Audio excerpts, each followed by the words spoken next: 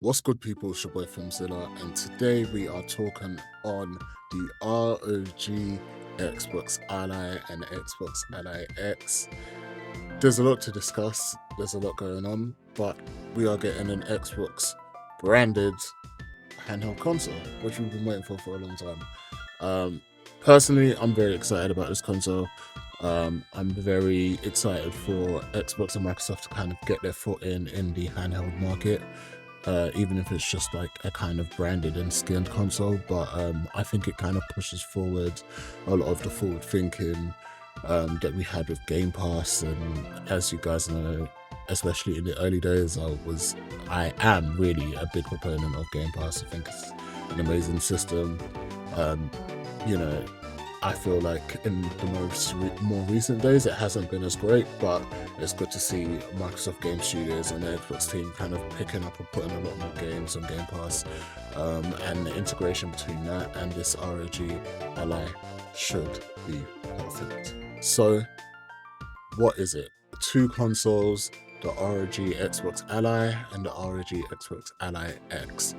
The ROG Ally comes with an AMD Ryzen Z2A processor, which AMD have been using for a while in their mobile devices, 16 gig of RAM, 512 gig SSD, and a 60 watt hour battery.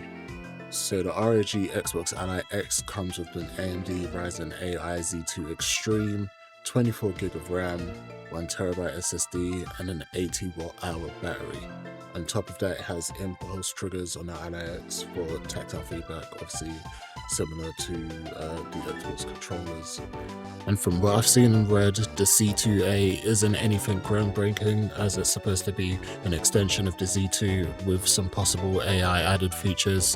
Where we're really supposed to see a difference is with the Z2 Extreme, which apparently is comparable to an RX 5060, so comparable to a decent desktop GPU.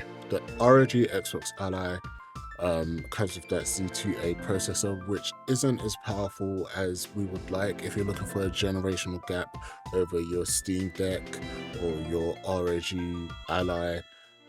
This is not the console for you. You're not going to get that extra performance from that. But what it can do is play those games at 720 and in decent quality.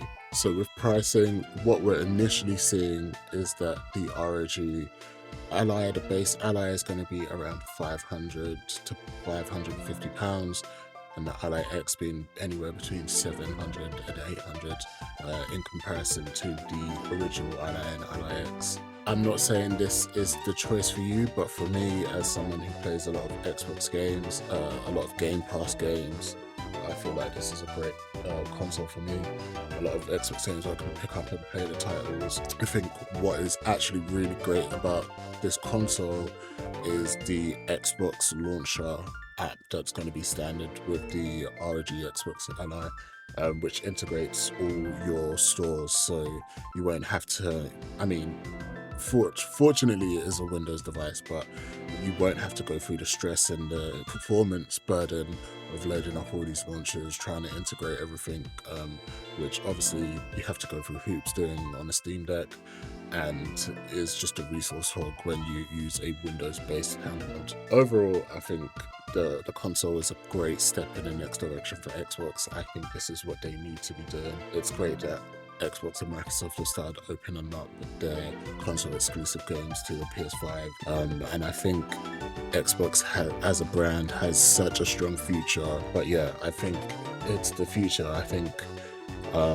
it may not be direct competition with the Switch, it may not be direct competition with the Steam Deck, which I don't think that's exactly what they're trying to do here. I think they just want to test the waters of being in a handheld market without having to front the costs of developing a handheld and all of that stuff. So hopefully in a few years we get to see an official Xbox console that plays Xbox games as well as PC games. But yeah, let me know what you think. Let me know if you're willing to spend between 500 and 900 to $1,000 or pounds that we're looking to spend on this. Personally, I think I will be getting one. I've been in the market for a handheld, and I had been looking at the ROG Ally X initially, so I think the Xbox version is a reasonable and smart transition for me to make. that's all the thoughts from me. Let me know if you're getting one. Let me know if you're interested. Let me know if you're just in the market for a handheld and you don't think the Switch 2 or the Steam Deck or whatever is out now is a viable option for you. And let me know what your thoughts and options would be instead of this. Until next time, peace.